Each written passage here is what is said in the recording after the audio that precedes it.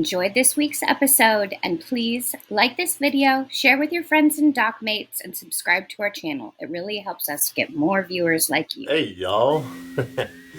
So we're here aboard Yara again today. So the goal for today is, at a bare minimum, we are going to test or pressure test our water tanks for any leaks. Well, at least one of them. Should have tested these for pressure like the moment they arrived, because check out how they arrived, or at least this one.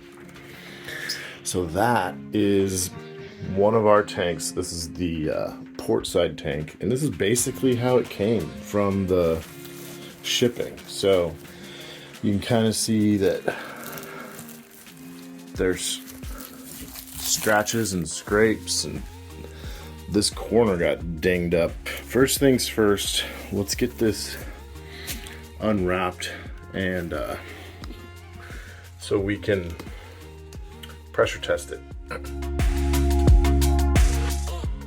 Well, shoot. We didn't have to get very far. Look at that. See that?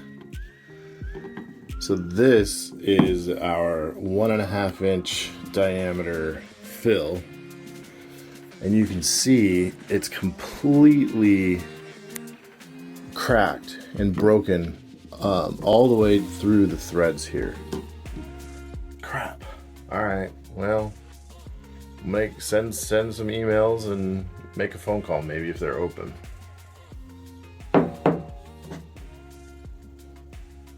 Sucks.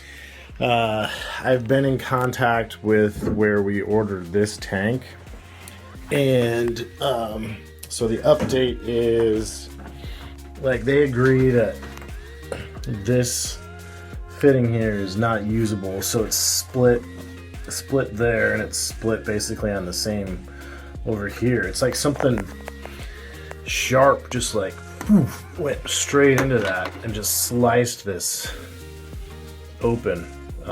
So still working through. It sounds like we're gonna have to ship this tank back, and then apparently they can replace this fitting with a new one, which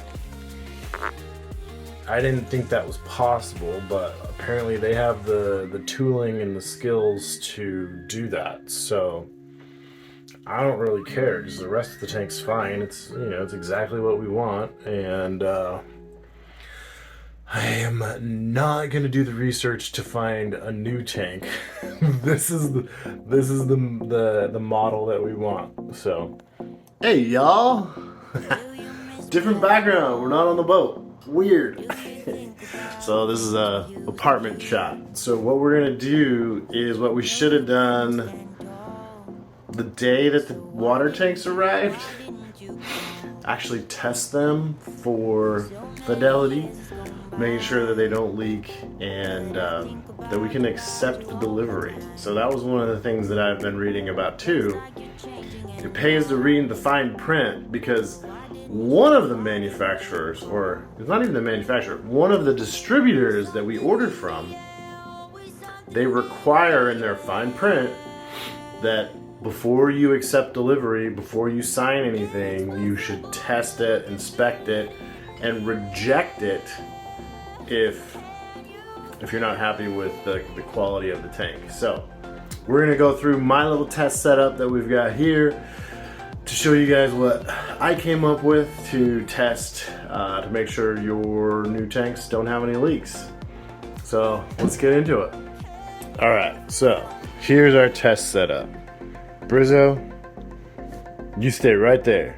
You're a good helper. Cool? Cool. So here's one of our tanks. It's the smallest one of the one that we're going to add. This one we're adding to the boat. It wasn't originally in the boat. So this one we're adding, but it's a perfect size to put on the table here and show you the test setup. So when you get your tank, obviously inspect it visually. And I would recommend, if you can, inspect it for leaks. So what we've got here is some plugs, some solid plugs that fit the entry holes. So this one is going to be our vent. This one's going to be our fill. So from the deck fill into the tank where I fill the water. This is the vent that vents out into the atmosphere to equalize the pressure as you're filling or as you're using water from the tank. And then this little contraption over here we'll get into. So I just bought two two blank plugs to fit the thread style of our tank. So these are male national pipe thread 1.5 inch and male national pipe thread 1/2 inch, and so you can see that here, 1.5, half. Then use some of your Teflon tape to get a good seal on your plugs. Get those in there pretty tight. And then this little contraption over here is hooked up to one of these. So this is 1/2 inch male national pipe thread to a standard USA garden hose thread style. So the male 1/2 inch goes into this fitting down here. It doesn't really matter which one, just pick one. Then on top of that, I found a Camco RV water system blowout that had a bicycle pump Schrader valve connected to a garden hose male that's seated into our garden hose female here. So this allows me to hook up my bicycle pump that's here,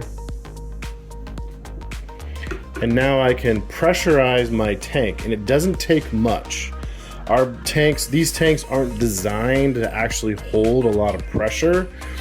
We only really need to pressurize them to the point where we can test for any leaks.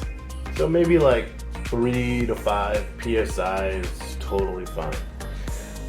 But the idea being that this little blowout, this winterizing blowout from Camco, we'll put a link in the description.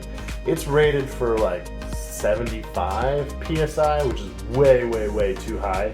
You wouldn't want to put your tank under that pressure. It's just enough to make sure that we are holding a seal and we don't have any leaks. So the way that we can test for leaks is the old tried and true soapy water in a spray bottle. So you just spray this around your fittings. Try not to spray the cat because she did nothing wrong.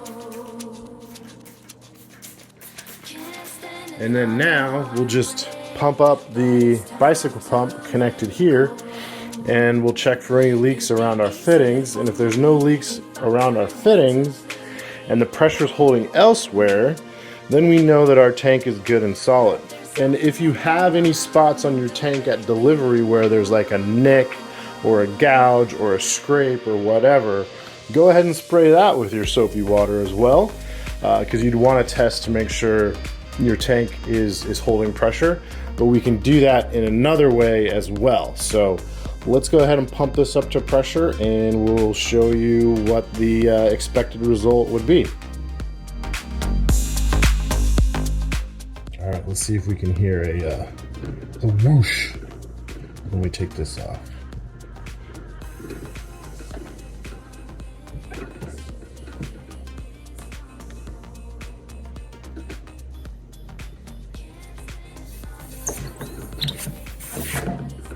Yep. Good and pressurized. No leaks on this tank. Excellent. On to the next one.